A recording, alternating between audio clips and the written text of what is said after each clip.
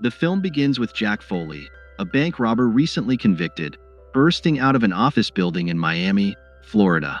Frustrated, he tears off his tie and tosses it aside. Spotting a SunTrust bank across the street, he makes a spontaneous decision to rob it. With a calm demeanor, he surveys the bank's interior before making his move. Approaching the front desk, he informs the cashier that his accomplice is the man seated with the bank manager. He menaces her, claiming that if she doesn't cooperate, his partner will kill the manager first and then her. Terrified, the cashier hands over the cash and retreats to a corner. Jack reassures her that she did well and exits the bank, wishing her a nice day. As he leaves, he shares polite nods with the man he refers to as his partner, a familiar face at the bank. After the heist, Jack rushes to his car, only to find it won't start, leading to his arrest by 2 police officers. The scene shifts back 2 years earlier, where we find Jack in Glades Correctional Facility playing basketball with fellow inmates.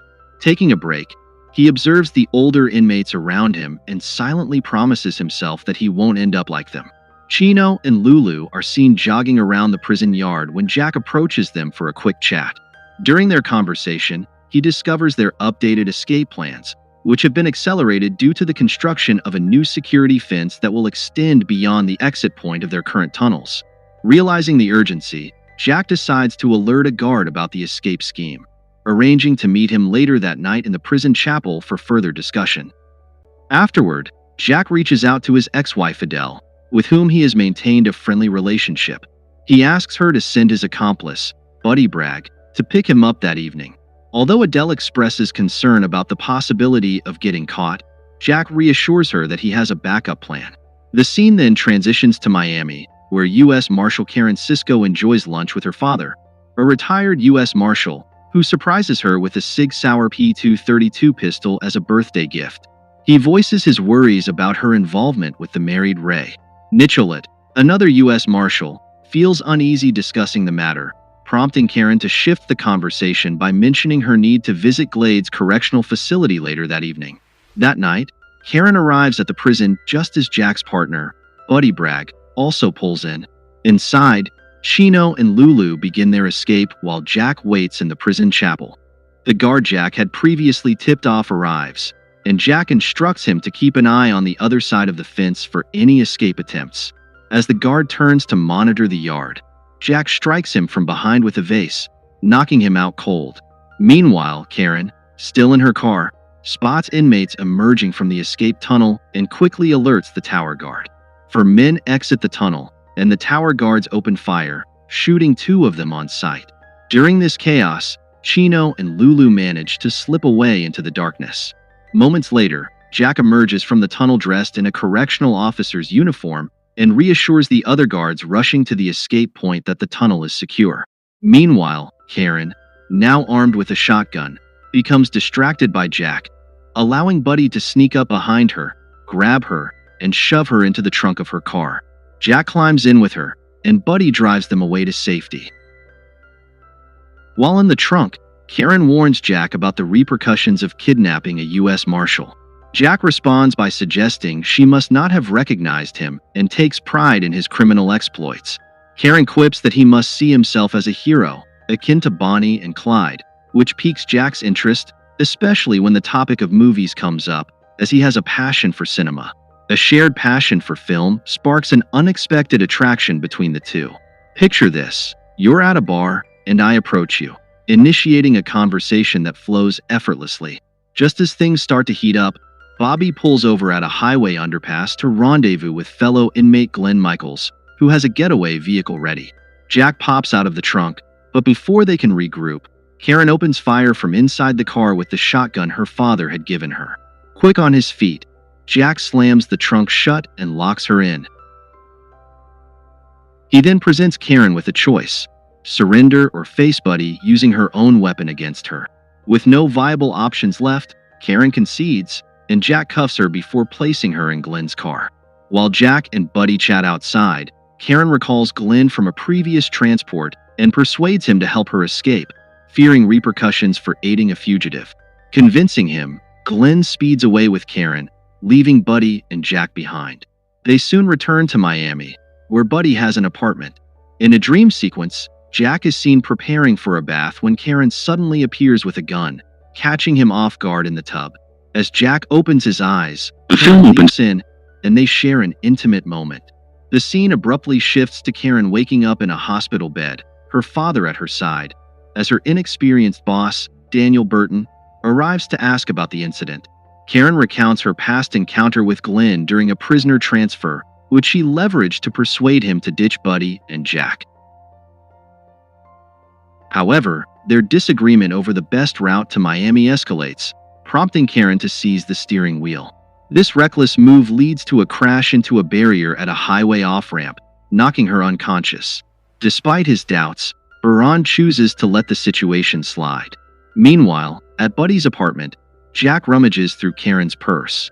Buddy is eager to flee the area, but Jack insists on seeing Karen one last time. He calls her at home, where she attempts to convince him to surrender. When Buddy's voice is heard in the background, Karen recognizes it, prompting Jack to hang up, realizing she could trace their location through the apartment address. Time is of the essence, as he recalls mentioning his ex-wife Adele's whereabouts to Chino, who he fears will come after him for jeopardizing their escape plan. Aware that the U.S. Marshals will soon locate Adele as well, Jack and Buddy decide to warn her before heading to Detroit. Upon arriving at Adele's, Jack spots Karen getting out of her car to meet his ex-wife, feeling relieved that Adele is safe. They return to the apartment to prepare for their departure. Meanwhile, Chino tracks down Adele just as Karen interrogates her about Jack. Chino bursts in, but Karen quickly apprehends him and notifies headquarters about the situation. She insists on joining the task force led by her boss, Baran, who is on the hunt for Jack and Buddy. Back at Buddy's apartment, as Jack and Buddy get ready to leave for Detroit, Baran and his team arrive to capture them. He instructs Karen to stay in the lobby as a lookout while the rest head upstairs to Buddy's room. Unbeknownst to them, Jack and Buddy have already taken the elevator to the parking garage. When the elevator halts in the lobby, Karen and Jack unexpectedly cross paths. He gives her a brief wave, catching her off guard, and she allows them to slip away without raising an alarm. Jack and his friend make their way to their car and drive out of town. In the next scene, we meet Jack's buddy Glenn alongside Maurice Snoopy Miller, another former inmate from Detroit. Snoopy, a professional boxer, was one of Jack's old cellmates who arranged boxing matches. He leveraged his influence to supply Ripley, a wealthy white-collar criminal from Detroit, with various goods, selling them at inflated prices. One day, Foley intervenes to save Ripley from being extorted by Snoopy, which leads Ripley to promise Foley a job once he's out. He also boasts about a stash of uncut diamonds hidden in his home. After his release, Foley visits Ripley's office, but instead of the promised job, he's offered a lowly position as a security guard. When Foley confronts Ripley about this, he's met with insults and thrown out of the building. At the start of the film, Foley expresses his disappointment, questioning what job Ripley had promised him. Fast forward to the present, the group plans to rob Richard Ripley, the wealthy ex-inmate who has $5 million worth of uncut diamonds stashed at his home in Detroit. Snoopy enlists his brother-in-law Kenneth and his henchman, White Boy Bob, to prepare for the heist. As they drive around town, Snoopy asserts his dominance over Glenn, taking charge of the operation. To prove his loyalty, Glenn is coerced into helping Snoopy and his crew eliminate a rival drug dealer. Though he reluctantly agrees, Glenn is left traumatized by the experience. After the murder, they head to a local gym where Jack and Buddy, who are also aware of the heist, find them and agree to join forces for the robbery, hoping to share in the spoils. Karen arrives in Detroit and meets with Agent Raymond Cruz, who is investigating the murder carried out by Snoopy and his crew. He hands Karen Snoopy's dress, prompting her to speak with his sister. Although Snoopy's sister hasn't seen him in months, she knows he has a passion for boxing and might be at the State Theater for the matches the following night. Later, we find Jack and Buddy keeping an eye on Ripley's apartment, contemplating the possibility of leaving empty-handed. Jack suggests letting fate decide, reminding Buddy that even with a gun to his head, he still has a choice. That night, Jack surprises Karen at her hotel, explaining that he came to see a client but faced difficulties because of her gender. They share a drink and enjoy a romantic evening, agreeing to set aside their true identities for the night and continue their game of cat and mouse. The next morning, Karen wakes up to find Jack gone, but he has left her his Sig Sauer pistol, a memento from their time in Florida. Meanwhile, Glenn spends some time with Snoopy's gang at the State Theater but is soon haunted by the memory of the drug dealer's death. Feeling frightened, he decides to leave Detroit. He manages to sneak out of the theater, where Karen is waiting for him. Glenn confesses his fear of Snoopy and his desire to escape, revealing Snoopy's plan for a diamond heist, which leads Karen to let him go. At the State Theater, Jack and Buddy teamed up with Snoopy's crew, which included White Boy Bob and Kenneth. Snoopy hatched a plan to rob Ripley's house that very night, and they set off to execute their scheme, unaware that Karen was secretly tailing them. Upon arriving at Ripley's residence, White Boy Bob posed as a plumber to gain entry, followed closely by the others. They aggressively demanded to know Ripley's whereabouts, and after some intimidation, the housekeeper reluctantly pointed them toward Ripley's bedroom, where a safe was kept. After their attempts to shoot the safe open failed, they coerced the housekeeper into revealing the combination. However, when they finally opened the safe, they were disappointed to find only Ripley's collection of wigs inside. Meanwhile, Jack was scouring other rooms in search of diamonds and stumbled upon Ripley hiding in the bathroom, desperately trying to call 911. Buddy soon joined them, and Ripley informed them that the diamonds were hidden in the fish tank. Jack urged Buddy to grab the diamonds and make a quick escape before Snoopy and his gang arrived. He chose to spare Ripley's life, recalling their past connection from prison.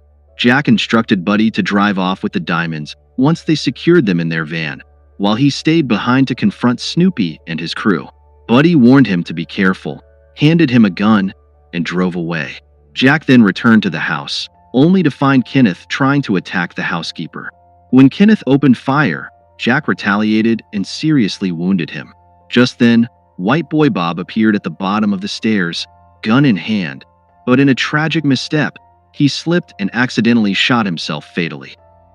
Moments later, Snoopy arrived and fired at Jack but missed. With both men out of bullets, they were forced into a fierce hand-to-hand struggle. Snoopy, a talented boxer, gains the advantage and goes to grab Bob's gun, while Jack retreats to the bedroom to fetch Kenneth's weapon. Just in time, Karen arrives and shoots Snoopy dead. She then commands Jack to surrender for good, but he steps out of the bedroom armed. Realizing he faces another stint in prison, Jack dares her to pull the trigger. Unable to do so, Karen shoots him in the leg and cuffs him to the staircase. Shortly after, police officers arrive and take Jack into custody. The next day, Karen is set to transport Jack to a Florida prison in a police van. Another inmate, Hanger Henry, joins them and casually reveals that he has escaped from jail 9 times. It becomes clear that Karen intentionally paired Jack with the notorious escape artist. The film concludes with her smiling as she drives toward Florida.